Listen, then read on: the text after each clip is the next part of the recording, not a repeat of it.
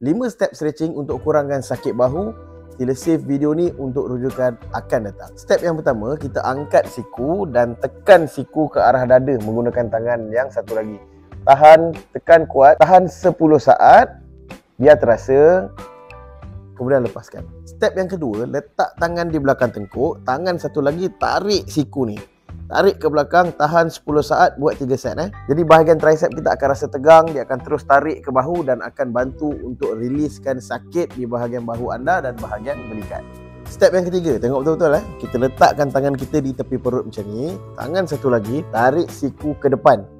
Okay, tarik, tahan dalam 10 saat. Anda akan rasalah dekat bahagian tricep kita akan terasa, dekat bahagian bahu kita akan terasa. Yang keempat, tengok betul-betul. Jangan sampai salah buat. Okey. So kita nak gerakkan tangan kita ni, lengan kita ke bawah dan ke atas. Caranya luruskan, pastikan bahagian bahu kita ni lurus. Okey. Tolak lengan ke belakang. Tolak lengan ke belakang, bukan tolak tangan Tolak lengan ke belakang. Tahan 10 saat. Dah habis 10 saat, ke bawah. Macam ni Ni lurus, ni tak bergerak, ni lurus. Kita lengan sahaja. Okey.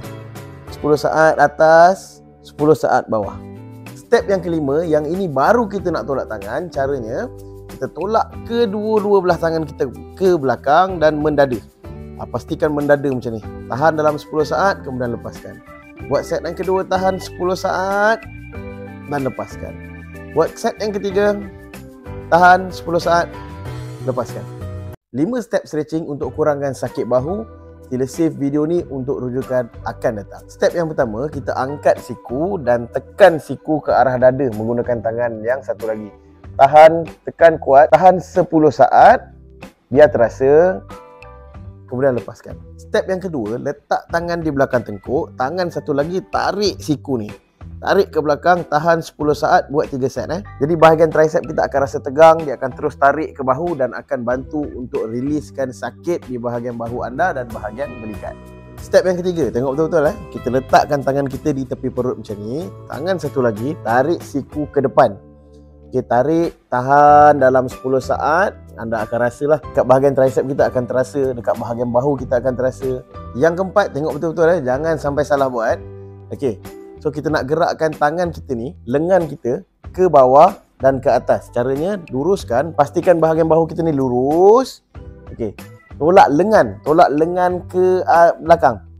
Tolak lengan ke belakang, bukan tolak tangan Tolak lengan ke belakang. Tahan 10 saat. Dah habis 10 saat, ke bawah. Macam ni Ni lurus, ni tak bergerak, ni lurus. Kita lengan sahaja. Okey. 10 saat atas, 10 saat bawah. Step yang kelima, yang ini baru kita nak tolak tangan. Caranya, kita tolak kedua-dua belah tangan kita ke belakang dan mendada. Pastikan mendada macam ni. Tahan dalam 10 saat, kemudian lepaskan. Buat set yang kedua, tahan 10 saat dan lepaskan. Buat set yang ketiga, tahan 10 saat, lepaskan.